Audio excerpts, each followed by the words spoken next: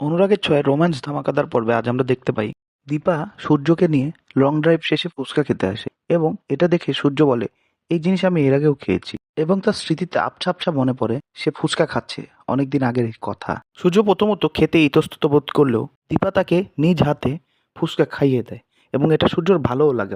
অনেকদিন পর তাদের মধ্যে এই ভালোবাসাটা দেখতে পাওয়া যায়। অন্যদিকে উর্মি কিছু না করতে পেরে পাগলের মতন এদিক সেদিক ঘুরতে থাকে এবং দরজা খোলার শব্দ পেলে মনে করে যে সূর্য বোধহয় চলে এসেছে, কিন্তু খেয়াল করে দেখে আসলে সেটা সূর্য না, সেটা কুন্তলা।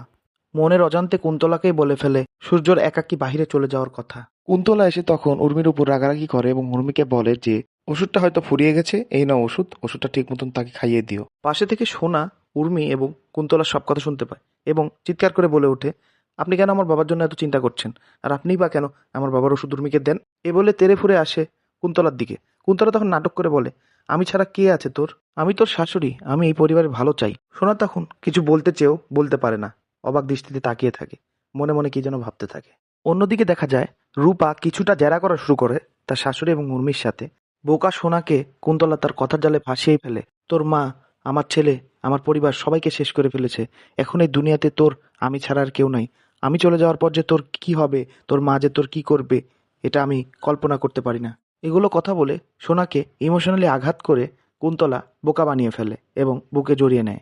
গল্পের অন্য অংশে দেখা যায় সূর্যর অনেক ঝাল লাগে এবং সে ফুচকাওয়ালার কাছে থেকে আইসক্রিমওয়ালার কাছে যায়।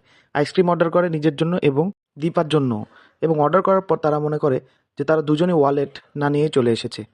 আইসক্রিম খেয়ে দোকানদারকে বোকা বানিয়ে সেখান থেকে ভো দৌড় দেয় এবং বৃষ্টি শুরু হয়, তারা একটা জায়গায় আটকা পড়ে। সেখানে দেখা যায় কিছু শিশু নাচানাচি করছিল এবং সেটা দেখে আনন্দিত হয়ে তারা দুজনই খুশিতে নাচানাচি শুরু করে দেয়। নাচ শেষে একটা সময় দেখা যায় যে তারা দুজন দুজনার খুবই কাছাকাছি চলে আসে এবং অনেকদিন পরে মুহূর্তগুলো তৈরি হয়। দীপা তারপর সূর্যকে ড্রপ করে দিয়ে আসে এবং সেই সময় সূর্য মনে মনে ভাবে, অনেকদিন পর আমি হাসলাম, অনেকদিন পর আমি আনন্দ করলাম।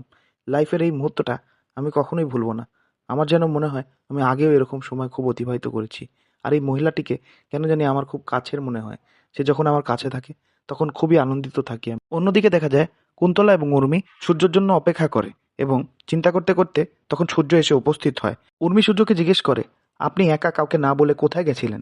তখন কুন্তলাও সূর্যকে জিজ্ঞেস করলে কুন্তলাকে সূর্য বলে ওঠে, আপনি কে? আপনাকে আমি চিনি না। আর এটাও বলে সূর্য যে আমার যা মন চায় আমি তাই করব।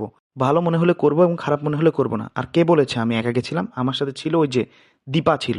দীপার দিকে আঙ্গুল তাকিয়ে উর্মি এবং কুন্তলাকে দেখিয়ে দেয় এবং এ বলে সূর্য সেখান থেকে চলে যায়। কুন্তলাকে দেখে রেগে আগুন হয়ে দীপা বের হয়ে আসে এবং উর্মিকে বলে, এই মহিলা এখানে কি করছে? এত কিছুর পরও এই মহিলা এখানে কি করছে? উর্মি তখন বলে ওঠে যে ওনার এখানে আসার রাইট আছে, কারণ উনি সোনার শাশুড়ি এবং দুনিয়াতে ওনার কেউ নেই। কুন্তলা উর্মির মতন কথা বলতে লাগলে দীপা কুন্তলার উপর খেপে যায় এবং বলে, আপনি খবরদার একটা কথা বলবেন না। বেশি কথা বললে আপনার ছেলের যে অবস্থা করেছি আপনারও সেই অবস্থা করব। এই অবস্থায় আজকের পর্বটি শেষ হয়। তো বন্ধুরা, দীপা কি পারবে কুন্তলাকে ওই পরিবার থেকে দূর করতে, সূর্যকে ঝামেলা থেকে বের করতে? তোমরা কমেন্ট করে জানিও কিন্তু।